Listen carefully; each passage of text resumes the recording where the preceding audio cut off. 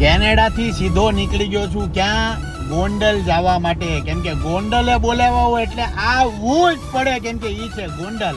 અને ઈ ગોંડલમાં 28 તારીખે સવારે 10 વાગે જીજા ફેશન ના ગ્રાન્ડ ઓપનિંગ માં આવું છું. અને ઈ પાછું જીજા ફેશન કોનું છે? જીજે ભાઈ વાળાનું. જીજે ભાઈ હોય ને કાઈ ઘટે નહીં.